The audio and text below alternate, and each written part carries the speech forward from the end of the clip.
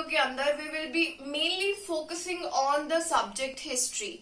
मतलब कि हिस्ट्री के अंदर आप कैसे वर्क करेंगे तो आपके फुल मार्क्स जरूर आएंगे। तो आप सबसे पहले ये बात जान लीजिए कि इस वीडियो के अंदर आई will be giving you 10 tips जो कि आपके लिए बहुत हेल्पफुल रहने वाली हैं। So tip number 1 is stuck with NCERT and don't use any reference book. Reference book mean MBD or Evergreen, anything like this. आपको सिर्फ NCERT की बुक्स पढ़नी है बहुत अच्छे तरीके से, और जो ये हमारी रेफरेंस बुक्स है इन्हें जो है साइड में कर देना। You don't have to use these books.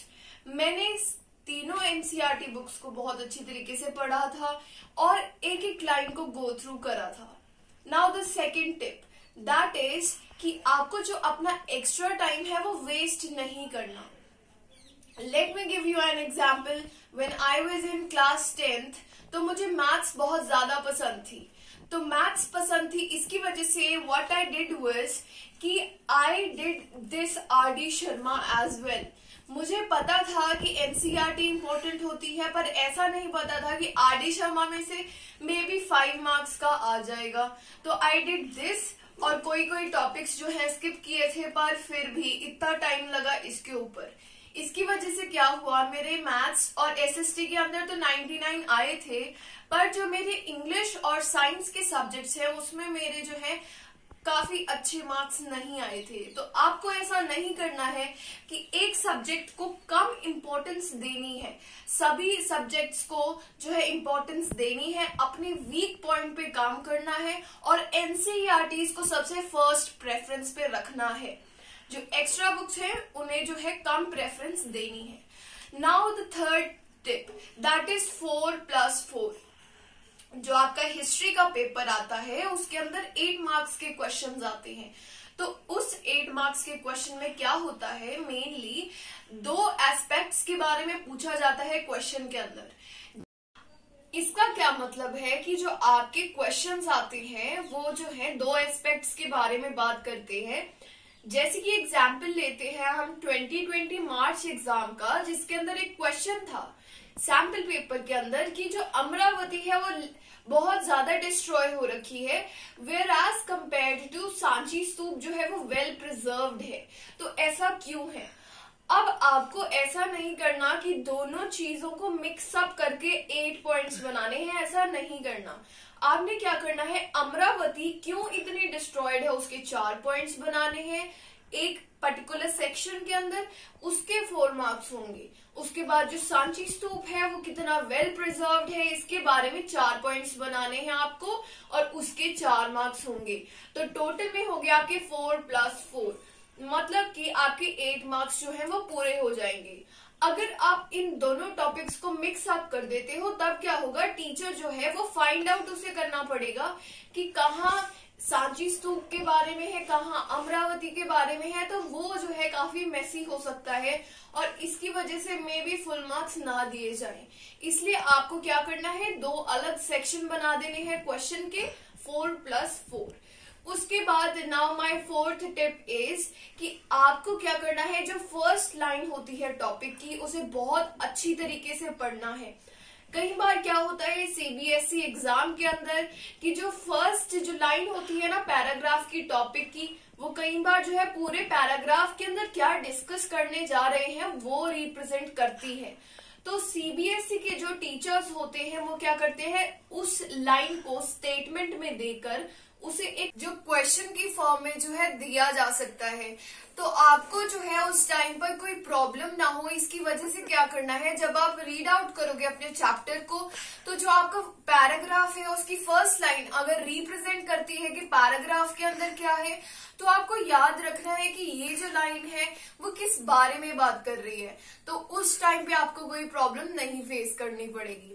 अब उसके बाद हमारा आता है point number 5 that is to use the 15 minutes which are given before the examination starts. मतलब कि जो 15 मिनट शुरू के आपको मिल रहे हैं आपको उन्हें वेस्ट नहीं करना। जो टीचर्स आते हैं वो कहते हैं read your question paper, but आपको ऐसा नहीं करना कि पूरे क्वेश्चन पेपर को आप रीड करोगे, उससे एक ड्रॉबैक है और क्या होगा कि मान लो कि अगर आपको एक 8 मार्क्स का क्वेश्चन का कोई आइडिया नहीं है, तो स्टार्टिंग में ही जो है पर्सन का जो कॉन्फिडेंस लेवल है कि मैं अच्छा करूंगा, वो जो है वो नीचे आ जाता है। तो आपको क्या करना है, पूरा पेपर नहीं पढ़ना है, आपको क्या करना है, जो आपका सेक्शन ए जो है दिया गया है, जिसके अंदर 20 मार्क्स के टोटल क्वेश्चन 20 दे रखे हैं, 1 मार्क्स ईच, आपको देख लेना है उनके आंसर क्या क्या है, आपको पढ़ना है। और अगर पॉसिबल हो, अगर आपके टीचर इतने स्ट्रिक्ट ना हो, तो पेंसिल से बिल्कुल लाइट सा डॉट लगा देना है एमसीक्यू के अंदर कि yes this is the answer. उसके बाद फिलअप्स होंगे और बहुत टाइप के क्वेश्चंस होंगे, आपको रीड आउट कर लेना है। तो क्या होगा, ये जो आपका शुरू के जो आपके 15 मिनट्स हैं वो पूरे हो जाएंगे with a very good productive manner. उसके बाद जो आपका टाइम शुरू होगा, उसके फर्स्ट 5 या फिर 10 मिनट्स के अंदर ही आप पूरा जो है सेक्शन ए कंप्लीट कर दोगे। तो इससे आपको एंड में जो है कोई प्रॉब्लम नहीं होगी, आपका जो पेपर है वो अच्छी तरीके से कंप्लीट हो जाएगा और आपके जो 8 मार्क्स के क्वेश्चन है उन्हें आपको ज्यादा टाइम डिवोट कर सकते हैं। ठीक है, अब उसके बाद हम चलते हैं आर फिफ्थ टिप नंबर 6। वो क्या है कि आप यूज कर सकते हैं फ्लो चार्ट्स एंड डायग्राम्स। मतलब फ्लो चार्ट्स और डायग्राम्स आप जब बनाते हो अपने क्वेश्चन के अंदर, आंसर के अंदर, तो आपका जो आंसर है वो नेक्स्ट लेवल पे पहुंच जाता है। जैसे कि फ्लो चार्ट्स आप बना रहे हो, एक बात याद रखनी है, फ्लो चार्ट बना रहे हो that is a extra thing. उससे एग्जामिनर के जो माइंड है उस पर बहुत अच्छा जो है इम्प्रिंट पड़ेगा कि yes this student is extra ordinary, इनके एफर्ट्स ज्यादा हैं, पर उसकी वजह से कॉम्प्रोमाइज नहीं करना आपका एक्चुअल में जो आंसर है। जो आपकी थ्योरी है, जो आपके पॉइंट्स है, उनकी अच्छी अच्छी डिस्क्रिप्शन लिख के आनी है, पूरी डिस्क्रिप्शन लिख के आनी है, तो उससे आपके मार्क्स नहीं कटेंगे। उसके बाद बात करते हैं डायग्राम की। डायग्राम आप इस पिक्चर में देख सकते हैं, हमने चैप्टर नंबर 1 के अंदर से ये डायग्राम लिया है और मैंने ये डायग्राम कैसे डिजाइन किया है, दोनों सिटाडेल और लोअर टाउन का मैप बनाया है, उसके साइड में फोर्टिफिकेशन दिखा दिया है थ्रू वेरी लिटिल लाइंस। उसके बाद उनके अंडर लिखा है कि इन दोनों का क्या क्या पर्पस है, एक्चुअल में किस चीज के लिए यूज किए जाते थे, और दूसरी चीजें भी बताई है कि ये जो है लो होता है और ये जो है हाई होता है, ऐसे करके सारा डिस्क्रिप्शन जो है दे दिया है। अब नेक्स्ट पॉइंट पे आते हैं, दैट इज टिप नंबर 7 कि आपको जो कई वर्ड्स होते हैं, जब आप चैप्टर रीडिंग कर रहे होते हो तो कई बार हमें जो है कई वर्ड्स का मीनिंग नहीं पता होता, तो आपको क्या करना है, उन वर्ड्स का मीनिंग जरूर पता करना है कि एक्चुअल में इस वर्ड का मीनिंग। तो क्या हुआ था कि जब मेरा एग्जाम था इन मार्च 2020, तो एक क्वेश्चन आया हुआ था कि जो हमारी हरप्पन स्क्रिप्ट है वो एनिग्मेटिक क्यों है। अब कई फ्रेंड से मैंने पूछा कि आपको ये आता था जब हमारा एग्जाम ओवर हो गया, उन्होंने कहा नहीं आता था।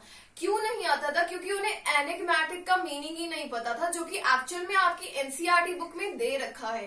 तो आपको क्या करना है कि एनिग्मेटिक जैसे वर्ड्स जो है आपको नहीं पता होते, आपको उनका मीनिंग जो है सर्च करके रखना है। तो मैंने जो है, मुझे पता था उस वर्ड का मीनिंग की वो जो है मिस्टीरियस है, इसका मतलब कि जिसके बारे में अभी आज तक हमें नहीं पता चला।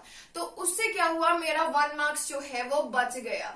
ठीक है, आपको पता है कि आने वाले जो टाइम है उसके अंदर क्या है, 1 मार्क्स का भी बहुत ज्यादा इंपॉर्टेंस होता है। तो आपको ये सारे काम जो है कर लेने हैं ताकि आपको एग्जाम में कोई प्रॉब्लम ना हो।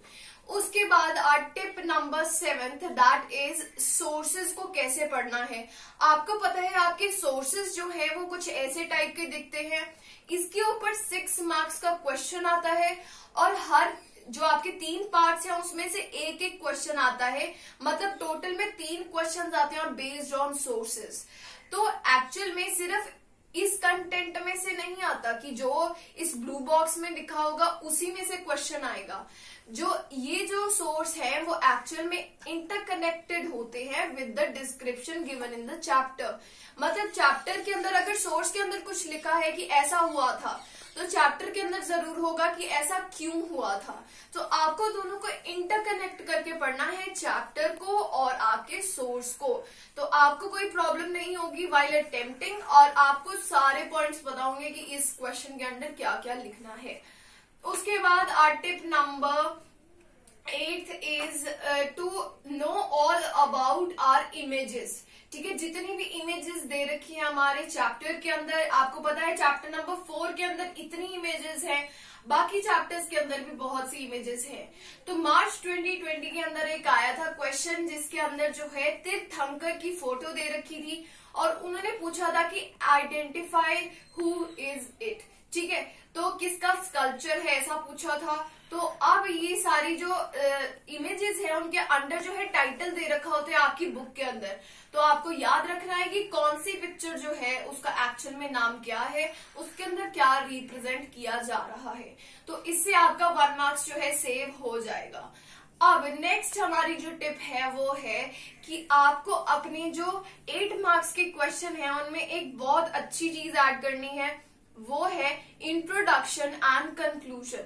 इंट्रोडक्शन बिल्कुल जो आपका आंसर है उसकी स्टार्टिंग में, और कंक्लूजन जो है वो बिल्कुल एंड में। तो इससे क्या होगा, 1 पैराग्राफ जब आप ऐड कर दोगे, आप लिखोगे इंट्रोडक्शन और इंट्रोडक्शन दे दोगे, कंक्लूजन दे दोगे, इससे क्या होगा कि आपकी जो थ्योरी है वो एक्सपैंड हो जाएगी और टीचर को लगेगा कि इन्होंने जो है एक्स्ट्रा लिखा है।